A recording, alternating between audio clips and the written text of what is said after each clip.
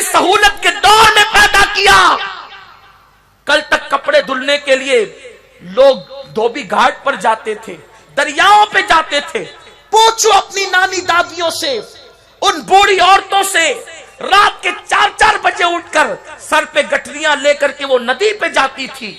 آج پھر اور ترقی کا دور آیا, گھر گھر پانی ہوا تو لوگ گھر پہ کپڑے دھونے لگے. اب تو 80% گھروں کے اندر واشنگ مشین آ گئی ہے, مشین سے کپڑے دھلنے ہیں, گھنٹوں کا کام منٹوں میں ہو رہا ہے. اس کے بعد چکی چلانی نہیں. عورتیں جب چکی چلاتی تھی گھروں میں تو ان کے ہاتھوں پہ چھالے پڑ جاتے تھے. خود حدیث پاک میں آتا ہے, میرے نبی کی شہزادی, مخدومہ کائنات, شہزادی کونین, ملکہ فردوس بری, سیدہ فاطمہ الزہرا, چکی چلاتے چلاتے ہاتھوں میں چھالے پڑ گئے, گٹے پڑ گئے. پانی کا مشکیزہ اٹھاتے اٹھاتے پیٹھ پر نشان پڑ گئے. تم نے ایسی محنت کب کرنا؟ اب وہ محنت کے دن گئے. اتنی محنت کرنے کے باوجود بھی 5 وقتہ تو اپنی جگہ پوری پوری رات عبادت میں گزارتے. شہزادوں کو قرآن کی تلاوت کر کے سلائیں, شہزادوں کی تربیت کریں. بہانے نہ بناؤ, اللہ کی بارگاہ میں تمہارا کوئی بہانہ نہیں چلے گا. اگر تم نے اللہ کی بارگاہ میں کہا اللہ میرے بچے زیادہ تھے اس لیے میں نے نماز نہیں پڑھی, اللہ فرمائے گا حوا کو بلاؤ, حوا کو بلاؤ. برا نہیں مانے, صرف سمجھانے کے لیے کہہ رہا ہوں. اگر بہت جلدی سے کسی کے گھر بچہ پیدا ہو تو 1 سال میں 1 بچہ پیدا ہوگا, یہی ہوگا, اس سے پہلے نہیں. لیکن حضرت حوا کے یہاں تو ہر دن بچہ پیدا ہوتا تھا. اللہ فرمائے گا, یہ کہتی کہ میرے بچے زیادہ اس لیے میں نے نماز نہیں پڑھی, حوا کو بلاؤ. حوا سے زیادہ تیرے پاس بچے تھے. مولوی کو تو لاجواب کرتی ہے, شوہر کو تو لاجواب کرتی ہے, اللہ کو کے پاس تیرے ہر سوال کا جواب ہوگا. تمہارے کوئی بھونڈے دعوے نہیں چلیں گے. اللہ تعالی حضرت حوا کو پیش کرے گا, بول اس سے زیادہ بچے تھے. کتنے بچے تھے حضرت حوا کے؟ جب حضرت حوا کا وصال ہوا تو حضرت حوا کئی ہزار بچوں کی دادی بن چکی تھی. یہ حضرت حوا کے بچوں کا حال ہے. لیکن نماز کبھی ترک نہیں ہوئی, اللہ کی عبادت میں کوئی فرق نہیں آیا. اس وقت اللہ نے جو عبادتیں ان پہ فرض کی تھی وہ نبھاتی رہی. ایک عورت آئے گی کہے گی اللہ میرا شوہر بڑا ظالم تھا, شوہر کی وجہ سے میں نماز نہیں پڑھتی تھی. عورتیں ہیں نا, بڑے بہانے ہیں. صوفیاء کرام نے سارے جوابات ان کے دیے. اللہ میرا شوہر بڑا ظالم تھا. کتنا ظالم تھا؟ سالن میں نمک ہونے پہ مارتا تھا. اتنا ظالم تھا, مارتا ہی تھا نا. اللہ فرمائے گا بلاؤ آسیہ کو, اور پوچھے گا پوچھ آسیہ سے کیا تیرا شوہر آسیہ کے شوہر سے زیادہ ظالم تھا؟ آسیہ کا شوہر کتنا ظالم تھا, جس کا نام فرعون, جس کو دنیا فرعون کہتی ہے. فرعون نے کیا کیا؟ آسیہ کو کہا آسیہ اللہ کی عبادت نہ کرنا. آسیہ نے کہا میں تو کروں گی. اس نے کہا دیکھ اگر تو نے اللہ کی عبادت کی انجام بھیانک ہوگا. آسیہ نے کہا جو چاہے کر لے, خدا کی عبادت چھوڑ نہیں سکتی.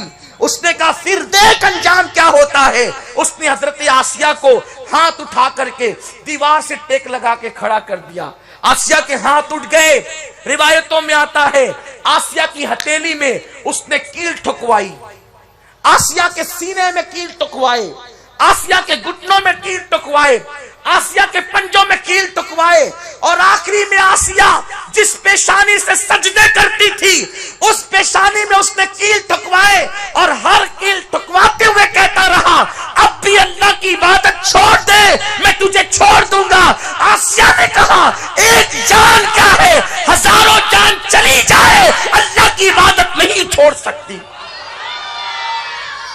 اللہ فرمائے گا تیرا شوہر آسیہ سے زیادہ ظالم تھا.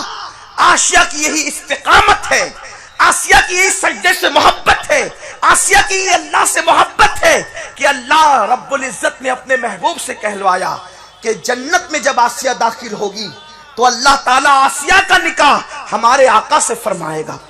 آسیہ جنت میں میرے حضور کے نکاح میں آئے گی اور حضور کی دلہن بننے کا شرف ان کو حاصل ہوگا۔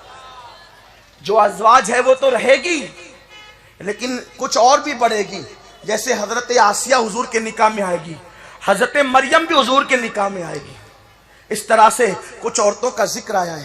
تو اللہ کے یہاں کوئی بہانہ نہیں چلے گا آپ کا، اس لیے بہانے نہ بناؤ۔ اگر اپنی آخرت اور دنیا کو بہتر بنانا ہے سچی توبہ کرو، نکلو بہانوں سے۔ حدیث پاک مزید اور بھی اس کی تشریح موجود ہے، لیکن میں اپنی گفتگو کو سمیٹ لوں اور اپنی بہنوں کو یہ پیغام دے کر کے جاؤں، سنی دعوت اسلامی کا اجتماع صرف بھیڑ اکٹھا کرنے کے لیے نہیں ہے، بلکہ زندگیوں میں انقلاب پیدا کرنے کے لیے، زندگیاں بدلنے کے لیے ہے۔ اگر یہاں آنے والی بہنیں نماز کا شوق لے کر جاتی ہے تو مجھے امید ہے ہمارا آنا کامیاب، آپ کا آنا کامیاب، ہمارا بلانا کامیاب، آپ کا آنا کامیاب۔ بدلو اپنی زندگی کو۔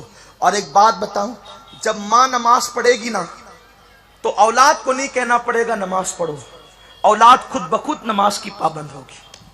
بابا فرید کو نماز کا پابند ان کی امی نے بنایا، محبوب الہی کو نماز کا پابند ان کی امی نے بنایا، غوث الاعظم دستگیر کو نماز کا پابند ان کی امی نے بنایا۔ مائیں پابند بناتی ہے، پوری تاریخ آپ اٹھا کر کے دیکھ لیں۔ مولا حسین کو نماز کا پابند ان کی امی نے بنایا، لیکن ماں نماز نہیں پڑھتی۔ سیریل کے لیے ٹائم ہے، نماز کے لیے ٹائم نہیں، غیبت کے لیے ٹائم ہے، نماز کے لیے ٹائم نہیں۔ نماز کی اہمیت پتہ نہیں ہے، نماز کیا ہے۔ حضور علیہ السلام جب بے چین ہوتے تو بلال سے کہتے ارحنا یا بلال، بلال مجھے راحت پہنچا۔ بلال کہتے کیسے؟ سرکار فرماتے اذان دے میں نماز پڑھوں گا اور اپنے دل کو سکون عطا کروں گا۔ جو رسول ہر بے چین دل کا چین ہے، وہ رسول نماز پڑھ کر اپنے دل کو سکون عطا کرنا چاہتے ہیں۔ اور ہم اپنی بے قراری کا علاج سیریلوں میں ڈھونڈ رہے ہیں، گناہوں میں ڈھونڈ رہے ہیں، بدعمالیوں میں ڈھونڈ رہے ہیں، بدکاریوں میں ڈھونڈ رہے ہیں۔ الیاذ باللہ آج پیسے اتنے پیارے ہو گئے، دولت اتنی پیاری ہو گئی، نماز سے کوئی سروکار ہی نہیں رہا۔ اور تھوڑی سی دولت آئی تو اللہ کی عبادت سے رہی صحیح دلچسپی بھی ختم ہو گئی۔ یاد رکھنا دولت تو سائے کی طرح ہے، صبح کسی کے آنگن میں، دوپہر کسی کے آنگن میں، شام کسی کے آنگن میں۔ میری بہنوں، نماز کی برکت نے فقیروں کو بادشاہ بنایا اور نماز سے غرور کرنے والوں کو اللہ نے بادشاہت سے اتار کر کے پھانسی کے پھندے پہ چڑھا دیا۔ اس لیے یاد رکھنا اللہ کی عبادت سے غرور کر کے کبھی ترقی نہیں ملے گی، ہمیشہ ذلت ملے گی، ہمیشہ رسوائی ملے گی۔ اے خاتون جنت کی کنیزوں، آؤ آج پختہ عہد کرتے ہیں، دنیا ادھر کی ادھر ہو جائے لیکن ہم کبھی نماز ترک نہیں کریں گے، ہمارے گھروں میں اسلامی ماحول بنائیں گے۔ اور میں یہ کہتا ہوں نماز کے لیے وقت ہی کتنا لگتا ہے، عورتیں تو 10 منٹ میں نماز پڑھ سکتی ہے، 10 منٹ میں عورت نماز پڑھ سکتی ہے، ایک وقت کی نماز، کوئی زیادہ ٹائم نہیں۔ اچھا، عورتوں کے لیے ایک مشکل ہے جو میں حیا کے پردے میں عرض کر دوں، وہ نماز پڑھنے لگتی بھی ہے، جیسے اجتماع میں سنا تو نماز شروع کر دیا، لیکن پھر کچھ ایسے دن آئیں گے کہ جن دنوں نماز اس پہ معاف ہے تو ادھر وہ چھوڑتی ہے نا تو پھر نماز چھوٹنے کی عادت ہو جاتی ہے۔ تو عورتوں کے لیے یہ بھی مسئلہ ہے، ایک امتحان ہے ان کے لیے، 20 دن پڑھے گی، 25 دن پڑھے گی، پھر ایسے دن آ گئے کہ نماز نہیں پڑھنا، اب وہ 5-6 دن 3 دن نہیں پڑھے گی تو پھر سستی آنے لگتی ہے۔ تو اس کا بہترین طریقہ یہ ہے کہ نماز پڑھو، اور ایسے دن آ جائے جن دنوں میں نماز معاف ہو، ان دنوں بھی وضو کر کے 10 منٹ کے لیے مصلی پہ بیٹھ جایا کرو، اور اتنے ٹائم تک کہ درود شریف کلمہ شریف پڑھتی رہا کرو۔ تو اس سے کیا ہوگا کہ مصلی پہ بیٹھنے کی عادت پڑے گی، تو پھر وہ دن گزر جائیں گے تو پھر وہ عادت نہیں ٹوٹے گی۔ تو انشاءاللہ تعالیٰ ان دنوں بھی میری بہنیں نماز، یعنی کہ ان دنوں کی وجہ سے نماز کی عادت نہیں ٹوٹے گی اور زندگی بھر وہ نماز کی پابند رہے گی۔ ان دنوں نماز نہیں پڑھنا، لیکن ان دنوں جو ہے وہ مصلی پہ 10 منٹ 5 منٹ بیٹھ جانا، اس کی بھی برکت ملے گی آپ کو انشاءاللہ تبارک و تعالی۔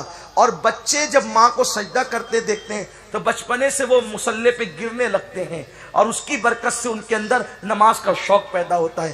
سنی دعوت اسلامی صرف جوانوں کو نہیں، صرف بوڑھوں کو نہیں، صرف مردوں کو نہیں، صرف عورتوں کو نہیں، سنی دعوت اسلامی ننھے ننھے بچوں کو بھی عاشق رسول بنانا چاہتی ہے۔ اور وہ معاشرہ جو مدینہ منورہ میں میرے آقا نے پیدا کیا تھا، اس کی جھلکیاں ہم اپنی قوم کو دینا چاہتے ہیں۔ کاش وہ دن جلد آئے کہ ہر بچہ عاشق رسول ہو جائے، ہر بچی عاشق رسول ہو جائے۔